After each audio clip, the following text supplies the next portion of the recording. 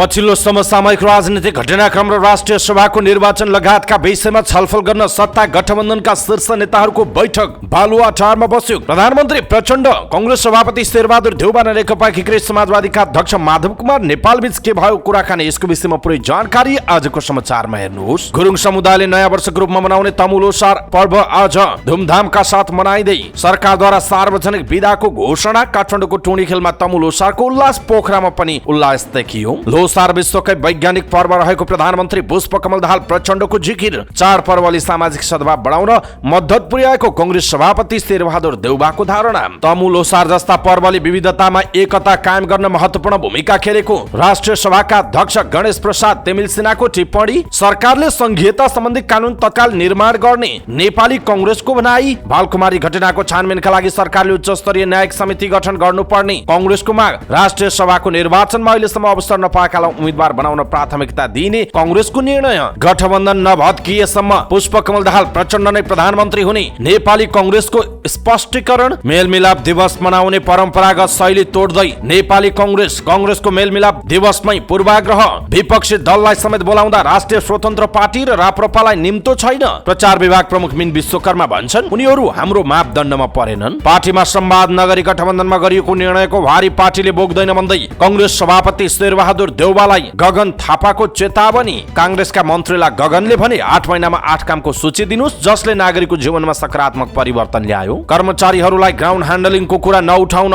संस्कृति पर्यटन तथा नागरिक उड्डयन मन्त्री सुदन किराँतीको निर्देशन। नेपाल आत्मनिर्भरताबाट परनिर्भरतातर्फ गइरहेको प्रतिनिधि सभाका सभामुख देवराज घिमिरेको जिकिर। पूर्व प्रधानमन्त्री लोकेन्द्र बहादुर चन्द, राप्रपा नेपालका अध्यक्ष कमल थापा र राप्रपा निर्देशन समितिका अध्यक्ष डाक्टर प्रकाश चन्द्र लोहनी एउटै मञ्चमा उभिएर सम्झिए राजा वीरेन्द्रलाई। राष्ट्रवादी शक्ति एकै ठाउँमा आउनु पर्नेमा नेताहरूको जोड। केन्द्रीय समितिको बैठकमा नेताहरूलाई आर्जु राणा देउबाको अनुरोध। गुटका नाममा आफैमा बाज्ने नगरौं, राष्ट्रिय सभामा देशको नेतृत्व गर्न सक्नेलाई पठाउन आर्जु राणाको सुझाव। गेटामा 300 शैय्याको अस्पताल सञ्चालन गर्ने स्वास्थ्य तथा जनसङ्ख्या मन्त्री मोहन बहादुर बस्नेतको जिकिर। एमाले गण्डकीले प्रदेश कार्यालयका लागि 10 करोडको घर किन्दै 15 लाख रुपियाँ बैना दिएको जानकारी। नेपाललाई सूचना प्रविधिको उदाउँदो केन्द्र बनाउन विज्ञहरूले दिए सुझाव। बालकुमारी घटनाको विरोधमा वीरेन्द्रनगरमा आन्दोलन। बालकुमारी घटनामा पक्राउ परेका सबै छुटे। चाबहिलबाट अपहरण गरी 13.5 लाख असुली 4 जना पक्राउ। स्वास्थ्य बीमा बोर्डका कर्मचारीले कार्यालयमा सामाजिक सञ्जाल चलाउन नपाउने। सञ्चारकर्मी मोहन बस्नेतले बिहे खर्च कटाएर गाउँमै निशुल्क स्वास्थ्य शिविर सञ्चालन गरे। शिविरमा करिब 400 जनाले सेवा लिएको दावी। कोरोना महामारीमा फर्किएका 64 नेपालीलाई मलेसियन कम्पनीले तलब लिन बोलायो। मर्दी ट्रेकिङ गएका विदेशी पर्यटक सम्पर्कविहीन भएको जानकारी। दशैंमा छक्का पञ्जा 5 ल्याउने निर्माता तथा अभिनेता दीपक राज गिरीको संकेत। दीपक राज गिरी भन्छन् हामी मानसिक रूपमा त्यता गइसक्यौं। पुलमान घिसिङको महत्वाकांक्षा पूरा गर्नका लागि सरकार निरीह भएको नेपाल उद्योग परिसंघका अध्यक्ष राजेश अग्रवालको आरोप। प्राधिकरणलाई कानून सम्मत 1 रुपैयाँ तिर्न पनि बाँकी नरहेको उद्योगी पवन गोल्यानको दावी। विद्युत प्राधिकरणले दिएको डेडिकेटेड र ट्रङ्क लाइनको सुविधा नै प्रयोग नगरेको नेपाल उद्योग वाणिज्य महासंघका पूर्व अध्यक्ष पशुपति मुरारकाको भनाई। 3 अर्ब 49 करोड 15 लाख रुपियाँ पुग्यो नागरिक उड्डयन प्राधिकरणको नाफा। जावलाखेलमा सुरु भयो च्याउ मेला तथा परिकार महोत्सव। भारतले बनाउँदैछ आणविक रकेट इन्जिन, केही दिनमै अन्तरिक्ष यान पुग्नेछ मंगल ग्रहमा। EU सदस्यहरू बुल्गेरिया र रोमानियासँगको हवाई समुद्री र आन्तरिक सीमा नियन्त्रण हटाउन सहमत। इजरायलले दक्षिण गाजामा आक्रमण सुरु गर्यो। अदालतबाट दोषी ठहर भएका सन्दीप लामिछाने राष्ट्रिय क्रिकेट टिमबाट स्वतः अलग भए। नेपाल क्रिकेट संघ क्यान भन्छ कानूनको हातमा गइसक्यो, हामीले हटाइरहनु पर्दैन। र प्रधानमन्त्री कप महिला T20 प्रतियोगितामा कोशी प्रदेशलाई पराजित गर्दै एपीएफ फाइनलमा प्रवेश। दर्शक महानुभाव नमस्कार, समाचारपाटी.com को न्यूज बुलेटिनमा यहाँलाई हार्दिक स्वागत छ। म प्रहलाद चन्द्र घिमिरे। सदाको चाहिँ आज पनि हामी उपस्थित भएका छौँ आजका मुख्य समाचार, ब्रेकिङ न्यूज अपडेट लगायत तपाईलाई काम लाग्ने हेर्नै पर्ने महत्त्वपूर्ण समाचारहरू लिएर। हाम्रो मेहनतका लागि यो भिडियोमा एउटा लाइक अवश्य गर्नुहोला। दर्शक महानुभाव पलपलको न्यूज अपडेटका लागि हाम्रो च्यानललाई तपाईले अहिलेसम्म सब्स्क्राइब गर्नुभएको छैन भने कृपया सब्स्क्राइब गर्नुहोस्, अनि नजिकै आउने बेल आइकनलाई क्लिक गर्नुहोला। दैनिक रूपमा हेर्नुहुन्छ भने रेगुलर भनेर लेख्नुहोला, आज पहिलो चोटि हो भने फर्स्ट टाइम भनेर लेखिदिनुहोला। देशभित्र हुनुहुन्छ भने आफू रहेको गाउँ ठाउँ सहर जिल्लाको नाम लेख्नुहोला। विदेशमा हुनुहुन्छ भने कुन देशबाट हामीलाई हेरिरहनु भएको छ त्यो कुरा तलको कमेन्ट बक्समा कमेन्ट गर्नुहोला। आउनुहोस् दर्शक महानुभाव आजका मुख्य समाचार सुरु गरौँ। समसामयिक राजनीतिक घटनाक्रम बारे र राष्ट्रिय सभाको निर्वाचनमा केन्द्रित रहेर सत्तारूढ गठबन्धनको बैठक बालुवाटारमा बसेको प्रसङ्गबाट। सत्ता गठबन्धनका शीर्ष नेताहरूको बैठक बालुवाटारमा बसेको छ। राष्ट्रिय सभा निर्वाचन लगायतका पछिल्ला समसामयिक राजनैतिक घटनाक्रमबारे छलफल गर्नका लागि बैठक बसेको। बैठकमा प्रधानमन्त्री पुष्पकमल दाहाल प्रचण्ड, नेपाली कांग्रेसका सभापति शेरबहादुर देउवा, उपसभापति तथा उपप्रधानमन्त्री पूर्णबहादुर खड्का, नेता रमेश लेखक र नेकपा एकीकृत समाजवादीका अध्यक्ष माधव कुमार नेपाल लगायतका नेता सहभागी हुनुहुन्छ। शनिबार मात्र टुङ्गिएको नेपाली कांग्रेसको केन्द्रीय समितिको बैठकले राष्ट्रिय सभामा गठबन्धन गरेर जाने निर्णय गरेको छ। गठबन्धन दलहरू एकजुट भएर जान तयार भए पनि सिटको भागबण्डा अझै टुङ्गिन सकेको छैन। गुरुङ समुदायले नयाँ वर्षको रूपमा मनाउने तमुल उसार पर्व विविध कार्यक्रम गरी मनाइएको छ। तमुल उसारका अवसरमा सरकारले सार्वजनिक बिदा समेत दिएको थियो। गुरुङ बाहुल्य गण्डकीका खास गरी लमजुङ, गोर्खा, तनहुँ, स्याङ्जा, मनाङ, कास्की पर्वतमा तमु लोसार सांस्कृतिक झाँकी सहित भव्यताका साथ मनाइएको छ। काठमाडौँ उपत्यकामा बसोबास गर्ने गुरुङ समुदायले पनि काठमाडौँको टोणीखेलमा विशेष समारोहका बीच यो पर्व मनाएका छन्। पर्वको अवसरमा टोणीखेलमा सांस्कृतिक कार्यक्रमका साथै गुरुङ समुदायका परिकारको समेत प्रदर्शनी गरिएको थियो। तमुल लोसारको अवसरमा राष्ट्रपति रामचन्द्र पौडेल, प्रधानमन्त्री पुष्पकमल दाहाल प्रचण्ड लगायतले देश विदेशमा बसोबास गर्ने सम्पूर्ण गुरुङ समुदायलाई शुभकामना समेत दिनुभएको छ। यसैबीच पुष 15 गते गुरुङ समुदायले तमुल लोसार पर्व मनाइरहेका छन्। पुरानो वर्षलाई विदाई गरी नयाँ वर्षलाई स्वागत गर्न तमुल लोसार मनाउने चलन छ। पर्वका अवसरमा तमु हिउँलो छोजदिर गुरुङ राष्ट्रिय परिषद केन्द्रीय समितिले काठमाडौँको टोणीखेलमा विशेष कार्यक्रमको आयोजना गरेको थियो। काठमाडौँ उपत्यका र उपत्यका बाहिर घर भई काठमाडौँ बस्ने तमु गुरुङ समुदायका व्यक्तिहरू आफ्नो वेशभूषा र झाँकी सहित टोणीखेलमा उपस्थित भएका हुन्। गुरुङ बाहुल्य तमुल लोसार पर्व सूर्यको किरणसँग सम्बन्धित छ।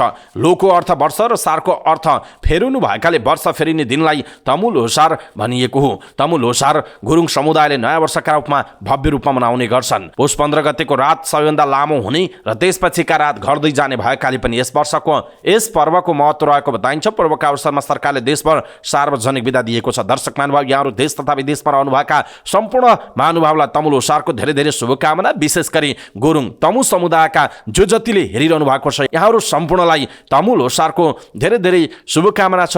लोसारको आशीमाला भन्न चाहन्छौँ। यहाँहरूले पनि आफ्ना शुभकामनाको सन्देश तलको कमेन्ट बक्समा कमेन्ट गर्नुहोला। प्रधानमन्त्री पुष्पकमल दाहाल प्रचण्डले तमु गुरुङ समुदायको महत्त्वपूर्ण पर्व लोसार विश्वकै पुरानो सांस्कृतिक पर्व भएको भनेर चर्चा गर्नुभएको छ। तमु लोसार 2080 को अवसरमा काठमाडौँको खुला मञ्चमा आयोजित महोत्सव उद्घाटन गर्दै उहाँले लोसार पर्वलाई पृथ्वीको वार्षिक गतिसँग पनि सम्बन्धित वैज्ञानिक पर्वको संज्ञा दिँदै नेपालको राष्ट्रिय संस्कृतिको एउटा कडी लोसार परम्परा र संस्कृति रहेको उल्लेख गर्नुभयो। त्यस्तै उहाँले नेपालमा गुरुङ समुदायले 2046 सालमा बहुदलीय व्यवस्था स्थापनापछि लोसारलाई अधिकार प्राप्तिको आन्दोलनसँग जोडेर मनाउन थालेको पनि बताउनु भएको छ। उहाँले नेपालको संविधानले विविधतामा आधारित राष्ट्रिय एकता र पहिचानलाई संस्थागत गर्दै बहुजातीय, बहुभाषिक, बहुधार्मिक र बहुसांस्कृतिक विशेषता एवं भौगोलिक विविधतालाई राष्ट्रियताको मेरुदण्डका रूपमा आत्मसात गरेको उल्लेख गर्दै नेपालका सबै संस्कृतिहरूको एकीकृत स्वरूप नै नेपालको राष्ट्रिय संस्कृति रहेको बताउनुभयो। एकता, सद्भाव र सहिष्णुता हाम्रो राष्ट्रिय विशेषता र पहिचान भएको भन्दै यस विशेषतालाई आत्मसात गर्दै देशमा विद्यमान चुनौतीहरूको सम्बोधन गर्दै समुन्नतिको राष्ट्रिय आकांक्षा प्राप्तिका निम्ति सरकार निरन्तर प्रयत्नशील रहेको उहाँले बताउनु भएको छ। उहाँले यस्ता मौलिक चाडपर्वहरूले नेपाली बीच सामाजिक एकता, सद्भाव, धार्मिक सहिष्णुता र राष्ट्रिय एकता मजबुत बनाउने उल्लेख गर्दै देशको विशेषता र मौलिकताको आत्मसातीकरण सहित संघीय लोकतान्त्रिक गणतन्त्रको सौन्दर्यलाई स्थापित गर्नु सबैको साझा जिम्मेवारी भएको समेत प्रधानमन्त्री प्रचण्डको भनाइरहेको छ।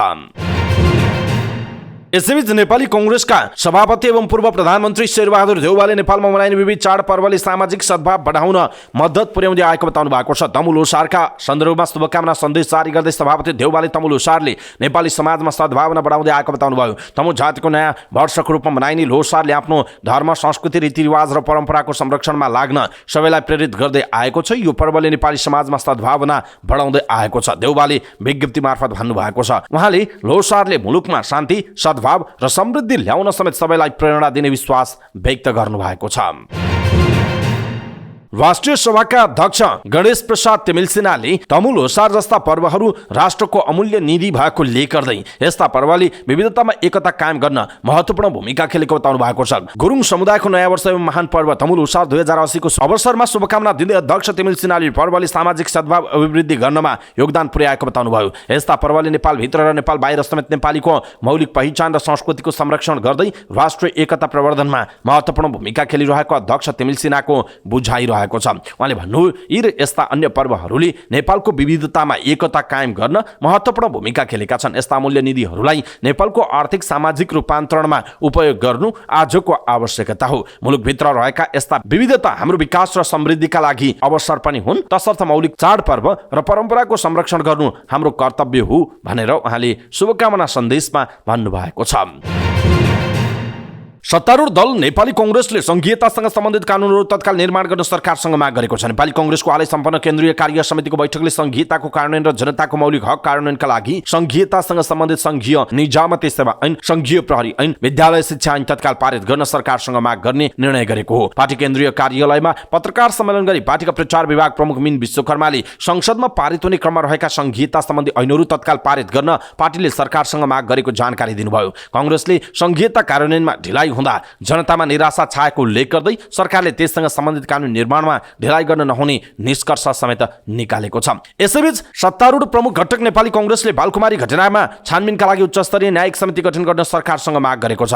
केन्द्रीय कार्य समिति बैठकको निर्णय सार्वजनिक गर्दै पार्टीका प्रचार विभाग प्रमुख मिन विश्वकर्माले 2 जना युवाको ज्यान जाने गरी भएको सो घटनालाई गम्भीरतापूर्वक लिई सरकारले त्यसको सत्य तथ्य पत्ता लगाउन सो समिति तत्काल गठन गर्नुपर्ने माग गरिएको बताउनुभयो। सो घटनाको सत्य तथ्य पत्ता लगाई दोषीलाई कारबाही गर्नका लागि पनि न्यायिक समिति आवश्यक भएकाले त्यसलाई तत्काल गठन गर्न पार्टी केन्द्रीय कार्य समितिको बैठकले सरकारसँग माग गरेको पनि प्रचार विभाग प्रमुख विश्वकर्माले बताउनुभयो। त्यसैगरी बैठकले सो घटनामा परि ज्यान गुमाएका परिवारलाई 1 जना सदस्यलाई उचित रोजगारीको व्यवस्था तत्काल गर्न पनि सरकारलाई सचेत गराएको छ। मृतकका परिवारलाई उचित क्षतिपूर्ति र घाइतेहरूको निःशुल्क उपचारको व्यवस्था गर्न पनि सरकारलाई भनिएको कांग्रेसले जनाएको छ। नेपाली कांग्रेसले यस्ता घटना आगामी दिन दोहोरिन नदिन विशेष नीति अवलम्बन गर्न पनि सरकारको ध्यान आकर्षण गराएको छ।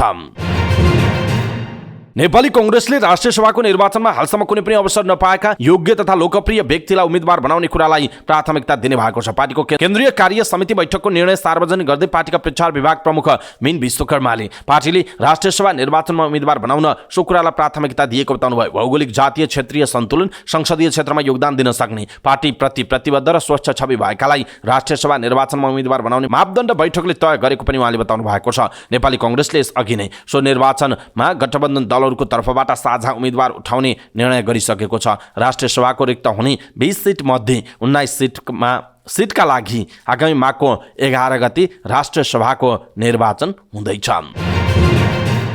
नेपाली कांग्रेसले गठबन्धनमा भएको सहमति पूरा नभएसम्म पुष्पकमल दाहाल प्रचण्ड नै प्रधानमन्त्री हुने प्रश्न पारेको छ। केन्द्रीय समितिको बैठकको निर्णय सार्वजनिक गर्दै प्रचार विभाग प्रमुख मिन विश्वकर्माले लोकतन्त्रमा स्थिर सरकार नहुने बताउनु भएको छ। उहाँले भन्नुभयो लोकतन्त्रमा सरकारको कुर्सीको 3 वटा मात्रै खुट्टा हुन्छन्, बहुमतमा होस् वा गठबन्धनमा। हिजो ओली नेतृत्वको सरकार झण्डै 2/3 बहुमतमा थियो, अहिले गठबन्धनमा छ। लोकतन्त्रमा स्थिर सरकार हुँदैन, निरङ्कुशतामा मात्रै हुन्छ। हाम्रो महामन्त्रीले मात्र होइन आम जनताले पनि सरकार ढाल्दिन सक्छु भन्न सक्छ। उहाँ अहिले गठबन्धनबाट बनेको प्रधानमन्त्री भएकाले गठबन्धन नभत्किए र गठबन्धनमा भएको सहमति पूरा नभएसम्म उहाँ नै प्रधानमन्त्री हो उहाँको भनाइ छ। उहाँले महामन्त्री गगन थापाले मात्रै नभएर आम जनताले पनि लोकतन्त्रमा सरकार ढाल्छु भन्न पाउने उहाँले बताउनु भएको छ। नेपाली कांग्रेसले सोमबार मेलमिलाप दिवस मनाउँदैछ। मेलमिलाप दिवस भव्य रूपमा मनाउने भन्दै नेपाली कांग्रेसले ठूला सबै राजनीतिक दललाई आमन्त्रण गरेको छ। तर प्रतिनिधि सभाको 4औं र 5औं ठूलो दल राष्ट्रिय स्वतन्त्र पार्टी र राष्ट्रिय प्रजातन्त्र पार्टीलाई पनि बोलाएको छैन। कार्यक्रममा बोलाउने दलहरूको निश्चित मापदण्ड तोकिएको भएकाले रासोपा नपरेको प्रचार विभाग प्रमुख मिन विश्वकर्माले बताउनुभयो। केन्द्रीय समितिको बैठकको निर्णय सार्वजनिक गर्ने क्रममा रासोपालाई आमन्त्रण नगरिएको बारे सञ्चारकर्मीको जिज्ञासामा उहाँले भन्नुभयो लोकतन्त्रका लागि योगदान पुर्याएका 12 बुँदे समझदारी मार्फत नेपालमा राजनीतिक स्थिरताका लागि आन्दोलन गरेका बृहत शान्ति सम्झौता मार्फत आन्दोलन अन्त्य गरेका पक्षहरूका बीचमा एउटा अन्तर्क्रिया गरेका छौं। रासोपा मात्र होइन यो मापदण्डमा नपरेकाहरूलाई बोलाएका छैनौं उहाँको भनाइ छ। उहाँले आफ्नो मापदण्डमा परेको राष्ट्रिय जनमोर्चाका अध्यक्ष चित्रबहादुर केसी नेमकिपाका अध्यक्ष नारायणमान बिजुक्छेलाई बोलाएको बताउनुभयो। दलको आकारको कारण नभएर मापदण्डभित्र नपरेकाले छुटेको विश्वकर्माको प्रष्टीकरण छ। त्यस्तै कार्यक्रममा राप्रपालाई पनि आमन्त्रण नगरिएको कांग्रेस केन्द्रीय कार्यालयका मुख्य सचिव कृष्ण प्रसाद पौडेलले बताउनु भएको छ। नेपाली कांग्रेसका महामन्त्री गगन थापाले केन्द्रीय समितिको बैठकमा 3 बुँदे धारणा व्यक्त गर्नु भएको छ। उहाँले सभापति शेरबहादुर देउवालाई गठबन्धन बैठक भनेर पार्टीमा संवाद नगरी आफ्नो व्यक्तिगत धारणा राख्ने अनि पार्टीको निर्णय भन्ने परिपाटीमा गलत भएको त्यस्तो धारणा पार्टीको हुन नसक्ने बताउनुभयो। उहाँले त्यस्ता निर्णयको बोझ पार्टीले नबोक्ने बताउनु भएको छ। बैठकमा आफ्नो भनाइ राख्ने क्रममा थापाले यस्तो बताउनुभयो। उहाँले गठबन्धन सरकारमा पार्टीबाट सहभागी मन्त्रीहरूले जनताको जीवनमा सकारात्मक परिवर्तन आउने काम गरेको सूची दिन भन्नुभएको छ। उहाँले 8 महिनामा 8 वटा त्यस्ता सूची नभएको पनि उहाँले बताउनु भएको छ। केन्द्रीय समितिको बैठकमा गगन थापाले व्यक्त गरेको धारणामा सरकारमा कांग्रेस सहभागी भएको 8 महिना भयो। कांग्रेसका प्रत्येक मन्त्रीले 8 महिनामा गरेको यस्तो 8वटा कामको सूची दिनुस् जसको कारणले नागरिकको जीवनमा सकारात्मक परिवर्तन आयो र ती काम तपाईँ नभएको भए हुँदैन थियो अनि तपाईँको ती कामको प्रचार कांग्रेसका तमाम सदस्यले गर्नेछन्, उहाँको भनाइ छ। अब 1 वर्षमा सरकारमा बसेर के गर्ने भन्ने लक्ष्य निर्धारण गरौँ। त्यो लक्ष्य पूरा गर्न भने जस्तो काम गरेनन् भने मन्त्री फेरौँ। अरू सबै दलसँग समय पनि छ, सुविधा पनि छ। अहिले भएन हामी आउँछौँ र ठिक बनाउँछौँ भन्ने, तर हामीले त्यो भन्न पाउँदैनौँ। अरूले मिसन 84 भन्न पाउँछन् तर हामीले भन्न पाउँदैनौँ। हामी छलफल गरौँ र नीति अधिवेशनबाट मिसन गुणस्तरीय शिक्षा, मिसन सर्वसुलभ स्वास्थ्य, मिसन मर्यादित रोजगारी तय गरौँ अनि यी 4 वर्षमा यी कुरा पूरा गरौँ। यसको आधारमा बल्ल जनता सामु जान पाइन्छ, उहाँको भनाइ छ। गठबन्धन बैठक भन्ने अनि पार्टीभित्र सरसल्लाह संवाद समझदारी नगरी पार्टीको धारणा भनेर निर्णय गर्ने, त्यस्तो निर्णयको भारी निर्णय गर्ने एक्लैले भोग्नुपर्छ, गगन थापाको भनाइरहेको छ। दर्शक महानुभाव, यसप्रति तपाईँको धारणा के छ? आफ्नो धारणा तलको कमेन्ट बक्समा कमेन्ट गर्नुहोला। संस्कृति पर्यटन तथा नागरिक उड्डयन मन्त्री सुदन किराँतीले नेपाल वायु सेवा निगमको ग्राउन्ड ह्यान्डलिङको विषयमा कुनै पनि कुरा नउठाउन कर्मचारीलाई निर्देशन दिनुभएको छ। नेपाल नागरिक उड्डयन प्राधिकरणको 25औं वार्षिक उत्सव समारोहमा सम्बोधन गर्दै मन्त्री किराँतीले ग्राउन्ड ह्यान्डलिङको विषयमा कर्मचारीहरूले अनावश्यक चासो राखेको भन्दै असन्तुष्टि व्यक्त गर्नुभयो। उहाँले नेपाल वायु सेवा निगमको ग्राउन्ड ह्यान्डलिङको विषय सरकारको निर्णयको कुरा भएको भन्दै कर्मचारीले अनावश्यक कोकोहल्ला गर्न आवश्यक नभएको बताउनुभयो। उहाँले ग्राउन्ड ह्यान्डलिङको कुरा प्रधानमन्त्री र देशका ठूला राजनीतिक दलहरूको सरोकारको विषय भएको भन्दै कर्मचारीलाई यस विषयमा नबोल्न निर्देशन दिनुभयो। उहाँले देशलाई वायु सेवा निगम चाहिने र देशलाई बचाउनका लागि ग्राउन्ड ह्यान्डलिङ पनि चाहिने स्पष्ट पार्नु भएको छ। कर्मचारीले यस विषयमा उठाएका नीति र नेतृत्वमाथि हस्तक्षेप हुने उल्लेख गर्दै मन्त्री किराँतीले कुरा उठाएमा राम्रो नहुने चेतावनी समेत दिनुभएको छ। मन्त्री किराँती कर्मचारी ट्रेड युनियनका नेताहरूमाथि समेत खनिनुभयो। उहाँले कर्मचारीहरूले धेरै नीतिगत कुरा गरेको भन्दै भाषण गर्ने कर्मचारी नै प्रधानमन्त्री हो कि जस्तो लागेको भनेर व्यङ्ग्य गर्नुभयो। उहाँले नीतिको चिन्ता प्रधानमन्त्री मन्त्रीहरूले गर्ने भन्दै नेतृत्वले बनाएको नीतिमा कर्मचारीहरू हिँड्नुपर्ने बताउनुभयो। उहाँले कर्मचारीहरूलाई आफ्नो परिधिभित्र बस्न र नीतिमाथि हस्तक्षेप नगर्न पनि निर्देशन दिनुभएको छ। मन्त्री किराँतीले नेपाल नागरिक उड्डयन प्राधिकरणको 3वटा तत्कालीन कार्यभार रहेको बताउनुभयो। उहाँले यात्रुहरूको सुरक्षा गर्नु पहिलो कार्यभार रहेको उल्लेख गर्दै युले पठाएको कालो सूचीबाट हटाउन सुधार गर्नुपर्ने 12वटा बुँदा अक्षरशः पालना गर्नुपर्ने दोस्रो कार्यकालभरि रहेको बताउनु भएको छ। त्यस्तै यात्रु मैत्री वातावरण बनाउनु तेस्रो कार्यभार रहेको उहाँले बताउनु भएको छ। उहाँले न्यूनतम स्रोत साधनको उच्चतम प्रयोग गरेर विमानस्थललाई राम्रो बनाउनु पर्ने बताउनुभयो। मन्त्री किराँतीले त्रिभुवन अन्तर्राष्ट्रिय विमानस्थल पोखरा भैरवा र निजगढको विमानस्थल PPP मोडेलमा निर्माण गरिने पनि बताउनु भएको छ। दर्शक महानुभाव, यसप्रति तपाईँको धारणा के छ? आफ्नो धारणा तलको कमेन्ट बक्समा कमेन्ट गर्नुहोला।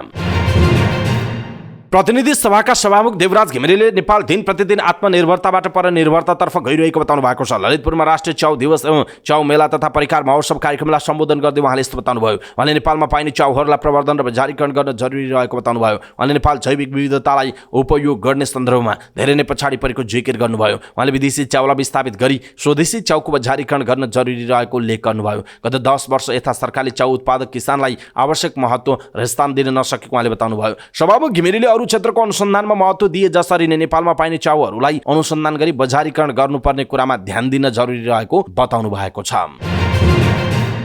स्वर्गीय राजा वीरेन्द्रको 79औं जन्म जयन्तीका अवसरमा आयोजित कार्यक्रममा पूर्व प्रधानमन्त्री लोकेन्द्र बहादुर चन्द, राप्रपा नेपालका अध्यक्ष कमल थापा र राप्रपा निर्देशन समितिका अध्यक्ष डाक्टर प्रकाश चन्द्र लोहानी एउटै मञ्चमा उभिएर राजा वीरेन्द्रको स्मरण गर्नुभएको छ। उनीबाट देश विकास र प्रजातन्त्र सुदृढीकरणका लागि चालिएका कदमबारे उहाँहरूले चर्चा गर्नुभयो। राष्ट्रिय प्रजातन्त्र पार्टी नेपालद्वारा काठमाडौँमा आयोजित स्वर्गीय वीरेन्द्र एक बहुआयामिक व्यक्तित्व विषयक विचार गोष्ठीमा सहभागीहरूले सन्तुलित कूटनीतिक माध्यमबाट अन्तर्राष्ट्रिय क्षेत्रमा नेपालको छवि प्रवर्धनमा उहाँको भूमिका महत्त्वपूर्ण रहेको भनेर चर्चा गरेका छन्। 2002 मा जन्मिनुभएका राजा वीरेन्द्रको 2058 साल जेठ 19 गते नारायण एटी दरबारमा भएको घटनामा उहाँसहित उहाँको परिवारको वंशनाश भएको थियो। नेपालको शाहवंश इतिहासमा उक्त घटनालाई रहस्यमय घटनाका रूपमा हेरिँदै आएको छ। कार्यक्रममा बोल्दै पूर्व प्रधानमन्त्री चन्दले राष्ट्रियताको संरक्षण, प्रजातन्त्रको सुदृढीकरण र विकासको दृष्टिकोणबाट हेर्दा स्वर्गीय राजा वीरेन्द्रको भूमिका र योगदान अतुलनीय रहेको विचार व्यक्त गर्नुभएको छ। त्यस्तै राष्ट्रिय स्वाभिमानलाई केन्द्रमा राख्ने राजा वीरेन्द्र भएको भन्दै देशभित्रका शक्तिहरू बीचको एकतामा उहाँको जोड छ।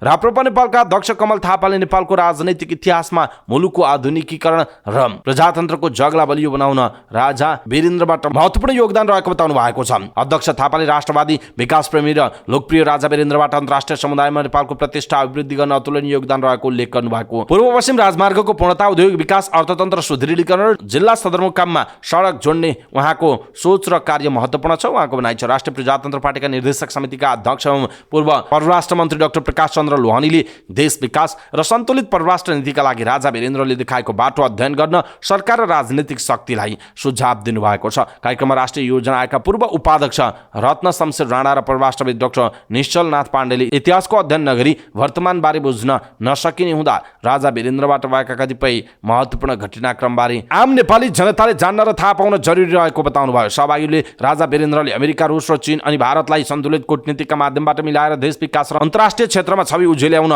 ठूलो योगदान दिएको चर्चा गर्दै औद्योगिक विकासका माध्यमबाट देशलाई आर्थिक समृद्धिमा पुर्याउने सोच देश हितको पक्षमा रहेको उहाँले टिप्पणी गर्नुभयो। राप्रपा नेपालद्वारा आयोजित कार्यक्रममा राप्रपाका नेता द्वय चन्द्र लोहनीको उपस्थितिलाई अर्थपूर्ण रूपमा हेरिएको जनाइएको छ। नेपाली कांग्रेसकी केन्द्रीय सदस्य डाक्टर आर्जु राणा देउवाले पार्टीभित्र घुरखण्डमा आफैमा बाँच्ने काम नगर्ने नेताहरूलाई अनुरोध गर्नुभएको छ। सानेपामा भएको नेपाली कांग्रेसको केन्द्रीय कार्य समितिको बैठकमा नेत्री देउवाले नेताहरू आफैमा बाँच्दा पार्टीलाई क्षति भइरहेको बताउनु भएको छ। प्रदेशहरूमा भइरहेको पार्टीका कार्यक्रममा देखिएको विवादतर्फ संकेत गर्दै केन्द्रीय सदस्य देउवाले भन्नु, हामी पटक पटक जनतामाझ गएर विभिन्न कार्यक्रम गरिरहेका छौँ। कहिले कहिले कार्यक्रम गर्दा अप्ठ्यारो पर्न आएको सुन्नमा आयो, तर यो घरभित्रकै अप्ठ्यारो भएकाले बसेर सुल्झाउन सकिन्छ। जति पनि पार्टीका सिनियर नेताहरू हुनुहुन्छ हाम्रा लागि एकदमै महत्त्वपूर्ण हुनुहुन्छ उहाँको भनाइ छ। हामी कांग्रेसमा रहेर बाहिर इम्प्रेसन दिन्छौँ कि हामी बाजेको बाजे हुन्छौँ, त्यो राम्रो इम्प्रेसन होइन, भोट हाम्रै काटिन्छ। उहाँले भन्नु, कोही न कोही विभिन्न गुटको नेता होला, तर जहिले पनि आफैमा बाज्ने पार्टी भनेर सबैतिर भोट काटिरहेको हुन्छ, त्यसकारण त्यसो नगरिदिनुहोस्। तपाईहरू आपसमा कार्य समितिमा बस्नुहोस् र निष्कर्षमा पुग्नुहोस् उहाँको भनाइरहेको छ। केन्द्रीय सदस्य देउवाले बालकुमारी घटनाको जिम्मेवार दलहरू नै रहेको बताउनु भएको छ। मारिएका युवाहरूको घरायसी अवस्था र जाँच दिन नपाउँदै ज्यान गुमाउनु परेको अवस्थाले आफू दुखी भएको भन्दै उहाँले सरकार गम्भीर बन्नुपर्ने बताउनुभयो। जहिले पनि केही हुँदैन भनेर निराशाको भाष्य बनाउने भन्दा आशा जगाउने काम गर्नुपर्ने उहाँको भनाइ छ। देउवाले विधेयकहरूमा संशोधन हाल्दा पार्टीको नीति र संविधान अनुरूप हाल्न सांसदहरूलाई सुझाव दिनुभएको छ। कृषि समिति सभापति समेत रहनुभएकी देउवाले केन्द्रीय समितिको बैठकमा कृषिको बजेट न्यून रहेकोमा पनि असन्तुष्टि व्यक्त गर्नुभयो। रेमिटेन्सपछि मुलुकको अर्थतन्त्रमा टेवा पुर्याइरहेको कृषिमा लगानी बढाउनु पर्ने, किसानले उत्पादन गरेको वस्तुले सहज रूपमा बजार र सुपथ मूल्य पाउने वातावरण बनाउन ध्यान आकर्षण गराउनुभयो। युवा पलायन भइरहेको बेला कृषिमा आकर्षण हुने गरी रणनीति बनाउनु पर्ने उहाँको भनाइ छ। अबको 5-10 वर्षमा देशमा युवा नहुने सबै बाहिरी देशले लगिसक्ने भन्दै उनीहरू बस्ने वातावरण बनाउन जरुरी रहेको पनि नेता देउवाले बताउनु भएको छ। स्वास्थ्य तथा जनसङ्ख्या मन्त्री मोहन बहादुर बस्नेतले गेटामा 300 शैय्याको अस्पताल सञ्चालन गर्ने र त्यसपछि मात्र मेडिकल विश्वविद्यालयको प्रक्रिया अगाडि बढाउने बताउनु भएको छ। गेटा मेडिकल कलेजको स्थलगत निरीक्षणमा पुग्नुभएका उहाँले पहिले 300 शैय्याको अस्पताल सञ्चालन गर्ने बताउनु भयो। अस्पताल सञ्चालनमा आएपछि मात्र मेडिकल शिक्षा अध्ययनको काम सम्भव रहेको उहाँको भनाइरहेको छ।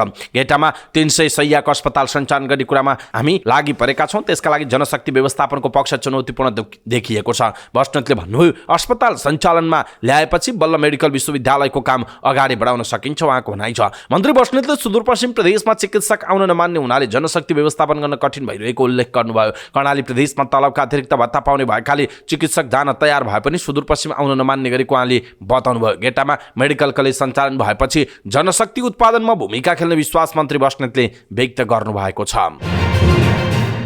नेकपा एमाले गण्डकी प्रदेश कमिटीले प्रदेश कार्यालय निर्माणका लागि 10 करोडको घर किन्ने भएको छ। प्रदेश समितिको पहिलो बैठकले पोखराट सिमलचौर नजिक करिब 10 करोडको एउटा घर किन्ने निर्णय गरेको प्रदेश समितिका अध्यक्ष नवराज शर्माले जानकारी दिनुभयो। घर खरिदका लागि 15 लाख बैना समेत भइसकेको अध्यक्ष शर्माले बताउनुभयो, हामी आफ्नै भवनबाट पार्टी सञ्चालन गर्ने गरी एउटा घर किन्ने निर्णय भएको छ। 9 करोड 65 लाखमा घर किन्ने समझदारी भइसकेको छ। 15 लाख बैना समेत गरिसकेका छौँ उहाँको भनाइरहेको छ। घर व्यवस्थापन गर्दा थप 1 करोड खर्च हुने अध्यक्ष शर्माले सुनाउनु भयो। घर किन्न लागेका हौं, अफिसियल ढाँचा पुर्याउन पर्यो, मिटिङ हल बनाउनु पर्यो, व्यवस्थापन गर्दा थप खर्च 1 करोड लाग्न सक्ने अनुमान छ उहाँको भनाइ छ। पार्टीका नेता कार्यकर्ताबाट उठाएर 3 महिनाभित्र पास गरिसक्ने अध्यक्ष शर्माले बताउनु भयो। 4 महिनाभित्र पास गर्ने गरी बैना गरिएको छ। 1 महिना त बितिसक्यो। उहाँले भन्नुभयो, आवश्यक रकम पार्टीसँग त छैन, तर पार्टीका नेता कार्यकर्ता र शुभेच्छुकहरूले सहयोगको बाचा गरेकाले रकम जुट्छ उहाँको भनाइरहेको छ।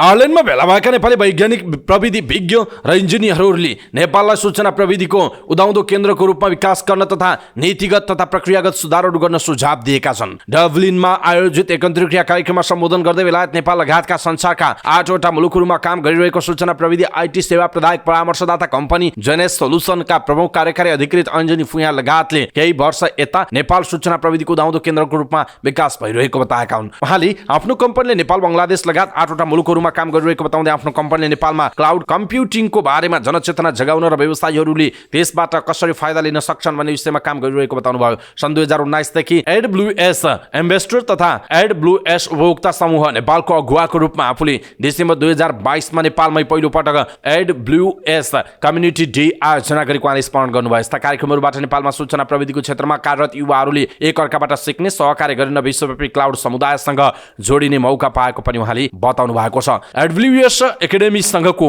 सहकार्यमा नेपालका शिक्षण संस्थाहरूले cloud, data science, artificial intelligence, machine learning जस्ता विषयहरू पढाउन थालेको र नेपालमा विश्व स्तरको स्नातकहरू उत्पादन हुन थालेको उहाँले बताउनुभयो। तर समस्या के भयो भने ती स्नातकहरूका लागि नेपालमा रोजगारी सीमित छ र उनीहरूका लागि आफूहरूले कि त विश्व बजारमा काम खोज्नुपर्छ कि नेपालमा बसेर आइसिटी सम्बन्धी विभिन्न सेवा निर्यात गर्नुपर्छ उहाँको भनाइरहेको छ। काठमाडौँ स्थित एक अनुसन्धान संस्था IIDS द्वारा हालै गरिएको एक अध्ययनले नेपालको सूचना प्रविधि क्षेत्रले देशको कुल गारस्थ उत्पादनमा 1.4% तथा कुल वैदेशिक मुद्रा सञ्चितमा 5.5% योगदान गरेको देखाएको छ।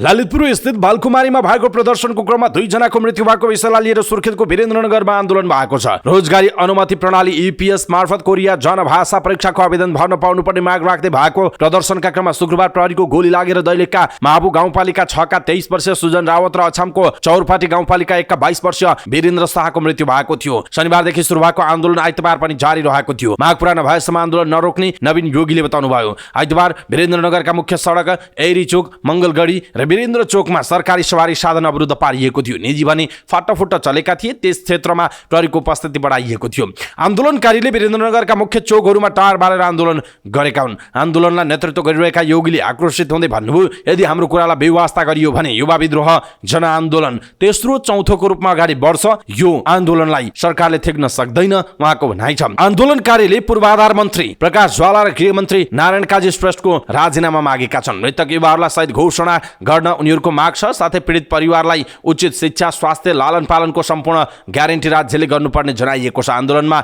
मृतकका आफन्त, विभिन्न राजनीतिक दलका कार्यकर्ताहरू सहभागी रहेको जनाइएको छ।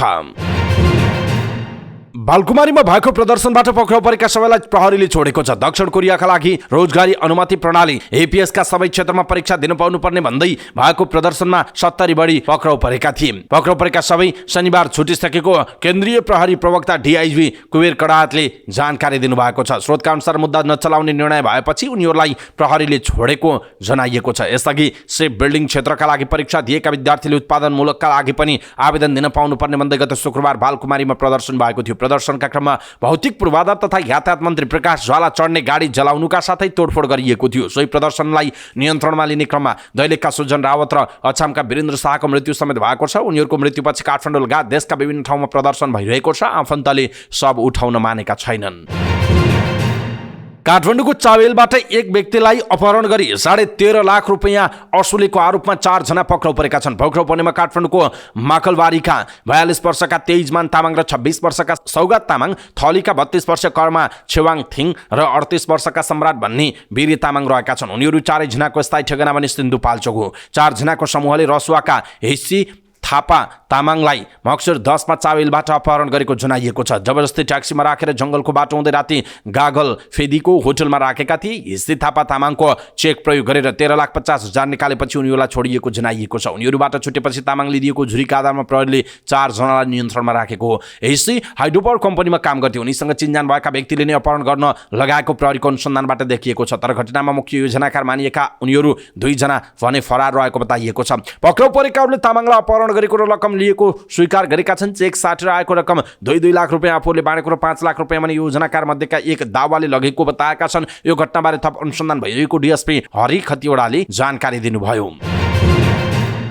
स्वास्थ्य बीमा बोर्डको शुक्रबार बसेको बैठकले पदाधिकारी र कर्मचारीका लागि 10 बुँदे आचार संहिता लागू गरेको छ। आचार संहितामा कर्मचारीले कार्यालय समयमा सामाजिक सञ्जाल प्रयोग गर्न नपाउने उल्लेख छ। त्यस्तै दाबी व्यवस्थापन शाखा र सूचना प्रविधि शाखाका कर्मचारीले कार्यालयभित्र रहँदा व्यक्तिगत मोबाइल फोन प्रयोग पनि गर्न पाउने छैनन्। स्वास्थ्य बीमा बोर्ड र स्वास्थ्य बीमा कार्यक्रमको बारेमा सार्वजनिक धारणा राख्नुभन्दा पहिला यो विषयसँग सम्बन्धित पदाधिकारीलाई जानकारी गराउनुपर्ने आचार संहितामा उल्लेख छ। त्यस्तै विद्युतीय माध्यम वा सामाजिक सञ्जालमा बोर्डका गोप्य सूचना वा सेवाका मूल्य मान्यता र आचरण अनि सामाजिक मर्यादा विपरीतका काम गर्न नहुने बोर्डले जनाएको छ। त्यस्तै सामाजिक सञ्जालमा सरकारको आलोचना गर्न, राजनीतिक टिप्पणी गर्न, अपराधमा दुरुत्साहन गर्न र राष्ट्रिय हित विपरीतको कुनै पनि टिप्पणी वा लाइक गर्न नपाइने जनाइएको छ। औपचारिक बैठकहरू निर्धारित समयमै सुरु गर्ने र अन्त्य गर्ने, औपचारिक कार्यक्रममा उद्घाटन र समापनको समय सीमा आधा घण्टाको हुने र बैठकको समय 1 घण्टा कायम गर्ने, जुनसुकै फाइलको पनि 3 दिनमा निर्णय दिन नसक्ने भए कारणसहित बीमा बोर्ड अध्यक्ष र सदस्यहरूलाई सूचना दिने, आचार संहिता पालना भए नभएको अनुगमनको व्यवस्था बीमा बोर्डले गर्ने विषय आचार संहितामा उल्लेख गरिएको जनाइएको छ।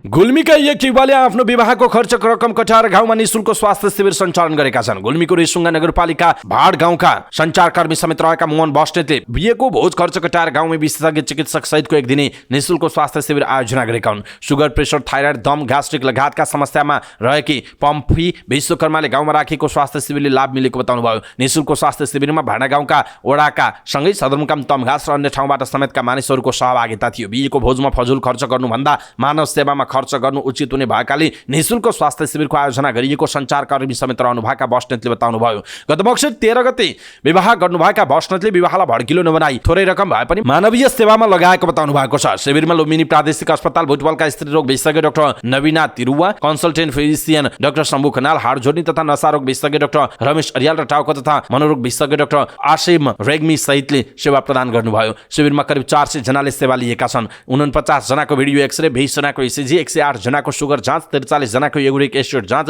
22 जनाको पिसाब जाँच र 65 जना विद्यार्थीको रक्त समूह परीक्षण गरिएको बस्नेतले बताउनु भएको छ। शिविरमा निःशुल्क रूपमा औषधि वितरण, इसिजी, रगत परीक्षण र भिडियो एक्सरे सेवा प्रदान गरिएको थियो। विवाह खर्चको रकम कटाएर उहाँले गत बिहीबार उपल्लो तमघास माविमा फरक क्षमतामा भएका 27 जना विद्यार्थीहरूलाई न्यानो कपडा समेत वितरण गर्नुभएको थियो। दर्शक महानुभाव, पत्रकार मोहन बस्नेतको यो कामप्रति तपाईँको धारणा के छ? आफ्नो धारणा तलको कमेन्ट बक्समा कमेन्ट गर्नुहोला।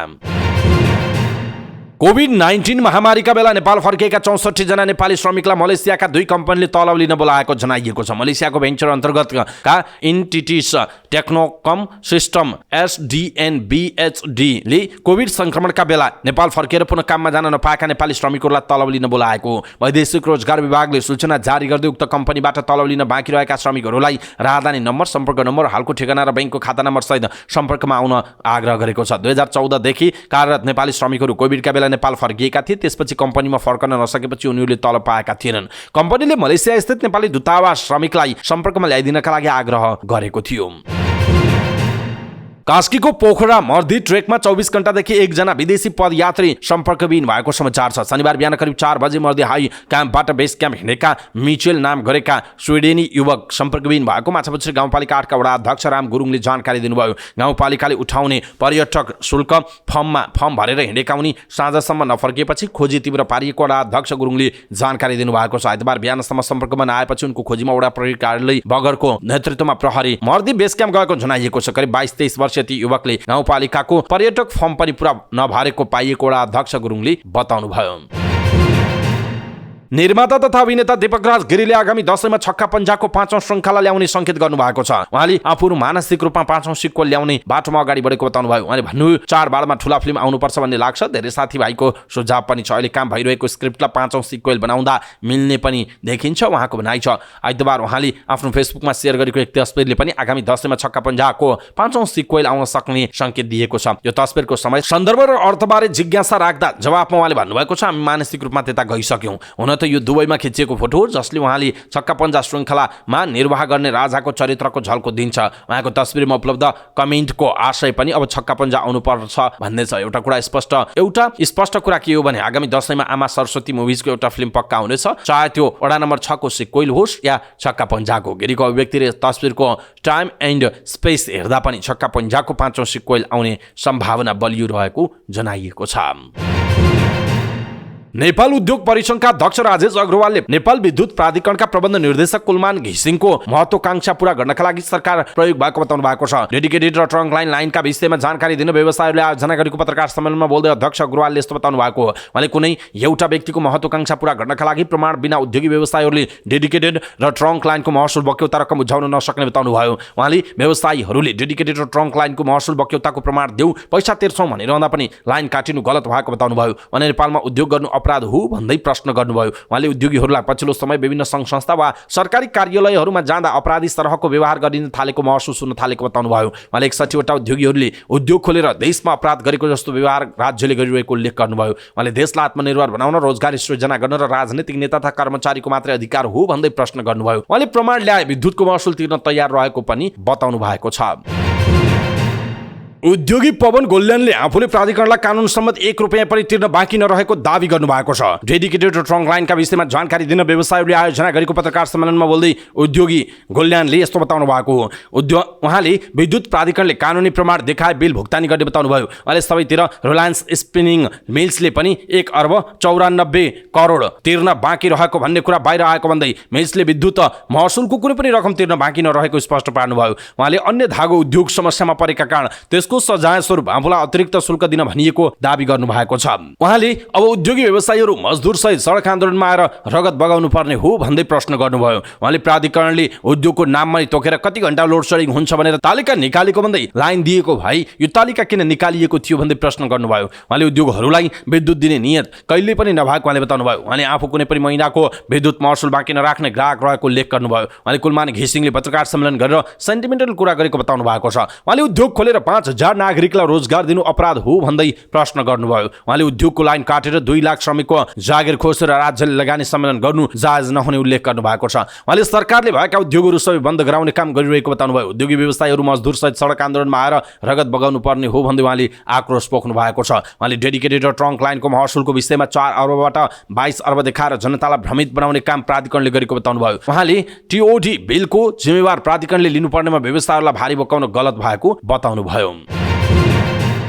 नेपाल उद्योग वाणिज्य महासंघका पूर्व अध्यक्ष पशुपति मुरारकाले आफूहरूले विद्युत प्राधिकरणले दिएको डेडिकेटेड र ट्रङ्क लाइनको सुविधा नै प्रयोग नगरेको बताउनु भएको छ। डेडिकेटेड र ट्रङ्क लाइनका विषयमा जानकारी दिने व्यवसायीहरूले आयोजना गरेको पत्रकार सम्मेलनमा बोल्दै मुरारकाले प्राधिकरणले प्रमाण दिए सबै उद्योगहरू पैसा तिर्न तयार रहेको बताउनु भयो। उहाँले 4 वर्ष अघिको बिल अहिले आएर पेश गरेर पैसा उठाउने काम बन्द गर्न आग्रह गर्नुभयो। उहाँले व्यवसायीहरू र प्राधिकरण बीच राम्रो सम्बन्ध बनाउन चाहेको भन्दै डेडिकेटेड र ट्रङ्क लाइनको विषयमा संवाद मार्फत छिनोफानो गर्न आवश्यक रहेको बताउनु भएको छ। उहाँले प्राधिकरण आफैले लोड सेडिङको समय विद्युत आपूर्ति गर्न सक्दैनौँ भनेर सार्वजनिक सूचना जारी गरेको समयमा उद्योगहरूले विद्युत प्रयोग गरेको प्रमाण खोज्न जायज नभएको बताउनु भयो। उहाँले विद्युत प्रयोग गरेको प्रमाण खोज्दा व्यवसायीहरूले के गलत गर्यौं भन्दै प्रश्न समेत गर्नुभयो। उहाँले 103 र 108 बैठकको शर्त अनुसार प्राधिकरणले बिल पठाए पैसा तिर्न तयार रहेको समेत बताउनु भएको छ। उहाँले डेडिकेटेडमा 24 घण्टा नै विद्युत चलाएको र ट्रङ्कको हकमा 20 घण्टाभन्दा बढी चलाएको हुनुपर्नेमा यो शर्त नै लागू नहुने भएकाले प्राधिकरणले प्रिमियम लिन नमिल्ने बताउनु भयो। उहाँले विद्युत महसुल निर्धारण आयोगले प्रिमियर दर निर्धारण गर्दा केही शर्त राखेको र त्यसअनुसार विद्युत उपलब्ध नगराइएको जिकिर गर्नुभयो। मुरारकाले बत्ती बालेको पाइएमा आफूहरू रकम तिर्न तयार रहेको र यसमा छलफल गरेर समाधान निकाल्नुपर्ने बताउनु भएको छ। त्यस्तै नेपाल उद्योग वाणिज्य महासंघका वरिष्ठ उपाध्यक्ष अञ्जन श्रेष्ठ विद्युत प्राधिकरणका कार्यकारी निर्देशक कुलमान घिसिङले पत्रकार सम्मेलन गरेर भावनात्मक कुरा गरेको बताउनु भयो। उहाँले व्यवसायीहरूलाई दोषी देखाउने गरी भावनात्मक रूपमा प्रस्तुत भएको बताउनु भएको छ। उहाँले कुलमान घिसिङले बोल्ने बित्तिकै कानुन नबन्ने बताउनु भयो। उहाँले डेडिकेटेड र ट्रङ्क लाइनमा विद्युत 24 घण्टा दिनुपर्ने प्रावधान प्राधिकरणले बनाएको भन्दै आफैले बनाएको प्रावधान उहाँहरूले नमानेको बताउनु भएको छ। उहाँले डेडिकेटेड र ट्रङ्क लाइनका लागि कुनै पनि उद्योगीहरूले माग नगरेकाले प्राधिकरणले उद्योगहरूले विद्युत प्रयोग गरेको प्रमाण दिन नसक्ने बताउनु भएको छ। उहाँले प्राधिकरणले आफ्नो डकुमेन्ट 5 वर्षसम्म नराखेकोमा के कारबाही हुन्छ भन्दै प्रश्न गर्नुभयो। उहाँले डेडिकेटेड र ट्रङ्क लाइन विद्युतको विषयमा यति धेरै विवाद हुँदा सरकार संवेदनशील नदेखिएको बताउनु भएको छ। उहाँले अर्थतन्त्रमा परेको असरको कारण अप्ठ्यारोमा रहेका उद्योगीलाई उद्योगको विद्युत काटेर तर्साउने र धम्काउने काम सरकारले तत्काल बन्द गर्न आवश्यक रहेको बताउनु भयो।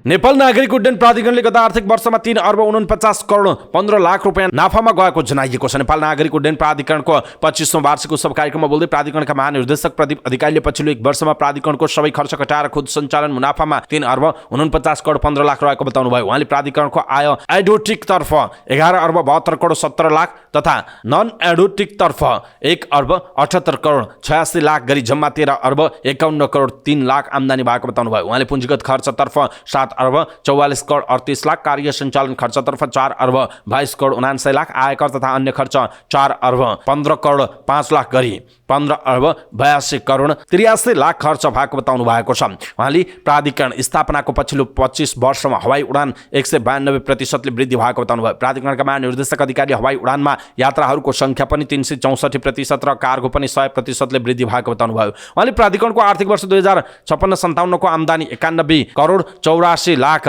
रहेकोमा आर्थिक वर्ष 2079-80 मा आइपुग्दा 13 अर्ब 51 करोड पुगेर 15 गुणाले वृद्धि भएको बताउनु भयो। उहाँले सन् 2023 को अन्त्यसम्म आइपुग्दा 3 अन्तर्राष्ट्रिय विमानस्थल सहित आन्तरिक विमानस्थलको संख्या 55 पुगेको बताउनु भयो। उहाँले कोरोनाका कारण आर्थिक रूपमा धराशायी हुन पुगेको उड्डयन क्षेत्र 2022 मा सुधारोन्मुख हुँदै चालु अवस्थामा पुरानै अवस्थामा फर्किएको उल्लेख गर्नुभयो। उहाँले सन् 2023 डिसेम्बरसम्म हवाई उडानमा यात्रुहरूको संख्या कोभिड पूर्वमा फर्किसकेको बताउनु भयो। उहाँले सन् 2022 को नोभेम्बरसम्ममा त्रिभुवन अन्तर्राष्ट्रिय विमानस्थल र भैरहवा 2वटा अन्तर्राष्ट्रिय विमानस्थलबाट अन्तर्राष्ट्रिय हवाई यात्रा गर्ने हवाई यात्रुको संख्या 29,45,540 रहेकोमा सन् 2023 नोभेम्बरसम्ममा 3वटा अन्तर्राष्ट्रिय विमानस्थलबाट हवाई उडान मार्फत यात्रा गर्नेको संख्या 41,54,393 पुगेको बताउनु भएको छ। ललितपुरमा च्याउ मेला तथा परिकार महोत्सव सुरु भएको छ। च्याउ उत्पादक किसान संघ नेपालको आयोजनामा आइतबारबाट ललितपुरको च्याउलाखेल खेल मैदानमा मेला सुरु भएको। च्याउ किसानहरूको जागरुकता व्यावसायिक उत्पादनद्वारा आत्मनिर्भरता भन्ने नाराका साथ मेला सञ्चालन गरिएको आयोजकले जनाएको छ। मेलाको उद्घाटन प्रतिनिधि सभाका सभामुख देवराज घिमिरेले गर्नुभयो। मेलामा च्याउसँग सम्बन्धित 30वटा स्टल रहेको जनाइएको छ। भारतीय अन्तरिक्ष अनुसन्धान संगठन इसरोले परमाणु इन्धनबाट चल्ने रकेट निर्माण गर्दैछ। उक्त रकेटको सुरुवाती डिजाइन पनि सार्वजनिक भएको छ। यदि आगामी केही वर्षमा उक्त आणविक इन्धन युक्त इन्जिनबाट चल्ने रकेट निर्माण सफल भएमा भारतले कुनै पनि ग्रहमा कमभन्दा कम समयमा अन्तरिक्ष यान उतार्न सक्नेछ। न्युक्लियर रकेटको विकाससँगै भविष्यमा चन्द्रमा तथा मङ्गल ग्रहमा जाने यानमा रहेका अन्तरिक्ष यात्रीलाई पृथ्वीमा फर्किनका लागि कुनै समस्या हुने छैन, अर्थात् इन्धनको चिन्ता रहने छैन। परमाणु इन्धनबाट चल्ने रकेट सौर्यमण्डल बाहिरका सबै मिसनका लागि समेत निकै उपयोगी साबित हुनेछ, किनकि यस्तो खालका डीप स्पेस मिसनका लागि चाहिने ठूलो परिमाणको लागि तथा निरन्तर ऊर्जाका लागि आणविक इन्धन युक्त इन्जिन भएका रकेटहरू आवश्यक हुन्छन्। समाचार अनुसार इसरो र भाभा एटमिक रिसर्च सेन्टरले रेडियो थर्मोइलेक्ट्रिक जेनेरेटरको विकास गरिरहेका छन्। अहिलेसम्म रकेट तथा स्याटेलाइटमा रासायनिक इन्जिन प्रयोग गरिन्छ, तर यदि तपाईलाई कुनै पनि ग्रहमा जानु र त्यहाँबाट फर्किनु पनि पर्नेछ भने रासायनिक इन्जिन कमजोर साबित हुनेछ, किनकि त्यसमा निकै धेरै इन्धन खर्च हुनेछ। यदि परमाणु ऊर्जाबाट चल्ने रकेट भएमा सौर्यमण्डल बाहिरका खगोलीय खोजहरूका लागि समेत रकेटहरू पठाउन सकिनेछ। साथै मङ्गल ग्रहमा अन्तरिक्ष यात्रीहरू पठाएर छिट्टै त्यहाँ अवतरण गराउन र पृथ्वीमा फिर्ता ल्याउन पनि सम्भव हुनेछ। न्युक्लियर इन्जिनवाला रकेट आम न्युक्लियर इन्जिनभन्दा फरक हुनेछ। यो बिजुली उत्पादन गर्ने परमाणु इन्जिन जस्तो हुने छैन। यसमा आणविक विच्छेदन प्रक्रिया हुने छैन र आरटिजीमा रेडियोधर्मी पदार्थको प्रयोग गरिनेछ, जुन प्लुटोनियम 238 वा स्ट्रोन्टियम 90 जस्ता रेडियोधर्मी पदार्थ रहनेछन्। त्यसबाट ठूलो परिमाणमा ताप उत्पन्न हुने बताइएको छ। यस्ता इन्जिनमा 2वटा प्रमुख भाग हुनेछन्। पहिलो हिस्सामा रेडियोधर्मी पदार्थको रेडियो आइसोटोपलाई हिटर युनिटमा तताइनेछ। त्यसपछि आरटिजी खण्ड हुनेछ। त्यसलाई तापलाई विद्युतमा बदलिनेछ। तत्पश्चात तापलाई थर्मोकपलमा पठाइन्छ। यो भनेको यस्तो रड हो जसको एउटा भाग तातो र अर्को भाग चिसो हुन्छ। उक्त पुरै रडमा भोल्टेज हुनेछ र त्यहीँबाट ऊर्जा प्राप्त हुने जनाइएको छ। युरोपेली संघ EU सदस्य राष्ट्रहरूले बुल्गेरिया र रोमानियासँगको हवाई र सामुद्रिक आन्तरिक सीमा नियन्त्रणहरू हटाउन सर्वसम्मत सहमतिमा पुगेका छन्, जसले दुई देशहरूलाई सेन्जेन क्षेत्रमा पूर्ण पहुँच प्राप्त गर्न मार्ग प्रशस्त गरेको छ। सेन्जेन अधिग्रहणका बाँकी पक्षहरूको सन्दर्भमा आन्तरिक सीमानाहरूमा नियन्त्रण हटाउने लगायतका विषय समावेश छन्। काउन्सिलले दुई देशहरूले आवश्यक शर्त पूरा गरेपछि लागू हुने सेन्जेन मूल्याङ्कन प्रक्रियाहरू पछ्याएर निर्णय गर्ने बताएको छ। सन् 1985 मा 5 EU सदस्य राष्ट्रहरू बीच अन्तर सरकारी परियोजनाहरूको रूपमा उत्पत्ति भएको युरोपको स्वतन्त्र आवत जावतको सेन्जेन क्षेत्र क्रमशः 7 चरणहरू मार्फत विस्तार भएको छ। सेन्जेन क्षेत्रमा हाल 27 देशहरू छन्। 4 मिलियन वर्ग किलोमिटर भन्दा बढी फैलिएको छ। लगभग 420 मिलियन जनसङ्ख्या रहेको जनाइएको छ। इजरायल डिफेन्स फोर्स IDF ले शुक्रबार दक्षिणी गाजाको खिरोवात इख्जा क्षेत्रमा सैन्य कारवाही सुरु गरेको जनाएको छ।